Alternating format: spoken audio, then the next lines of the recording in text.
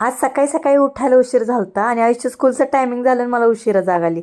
आता सगळीच गडबड एकदम होती. आयुषचं पण आवरायचं होतं आणि स्वयंपाक पण डब्बा पण बनवायचा होता.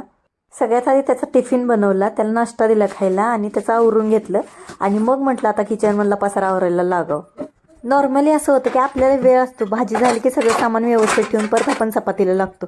नॉर्मली मी तर असं होतं, पण आज काय झालं की सगळं एकदमच करायचं होतं. त्यामुळे जरा धांदल उडली, किचनमध्ये पसारा पडला आणि मला तर असं वाटतं की एकदम एवढा पसारा पडला ना, सुरुवात कुठनं करू हेच समजत नाही.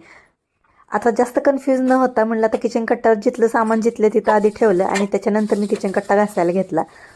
आता खरं तर ही जी शेगडी आहे ना, तर ती घासायची नसते, ती पुसून घ्यायची असते. पण आपल्याला सवय झाली, ती घासल्याशिवाय आणि स्वच्छ केल्याशिवाय मनच शांत होत नाही. आता सगळा किचन कट्टा भिंती सगळं घासून झालं होतं आणि ते पाण्यानं धुवून पण झालं होतं. वायपरने पाणी वडून घेतलं आधी.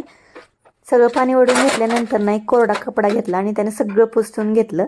भिंती सगळं स्वच्छ पुसलं आणि ती झाडं जिथल्या तिथं ठेवली. आता इकडचा कोपरा राहिला होता आवरायचा, अजून खूप भांडी होती घासायची. तर भांडी घासताना मध्ये शूट झालं नाही, पण ती बाकीची सगळी भांडी घासून घेतली. त्याच्यानंतर बेसिन, नळ, साईडची भिंती सगळं घासून घेतलं. तसं व्हिडिओ दिसतंय तसं एवढं फास्ट पण काम झालेलं नव्हतं बरं का. इथं स्पीड लावलेलं असतं त्यामुळे आपल्याला तसं दिसतंय. अर्धा पाऊण तास गेला माझी ही सगळी कामं होईपर्यंत. आता इथे साईडच्या भिंतीवर जे पसारा होता ना, सगळा जिथल्या तिथं ठेवून टाकला. सगळं घासून घेतलं स्वच्छ आणि नंतर पाण्याने धुवून घेतलं. सगळं काम झाल्यानंतर बेसिन स्वच्छ करायची मजा काही वेगळीच असते, कारण आपलं सगळं काम झालेलं असतं. आता हे बघा सगळं स्वच्छ झालंय चकचकीत. आता संध्याकाळच्या वेळी तर स्वयंपाक करायला खूप छान वाटेल. कसा वाटला व्हिडिओ मला कमेंटमध्ये नक्की सांगा. भेटूया पुढच्या ब्लॉगमध्ये.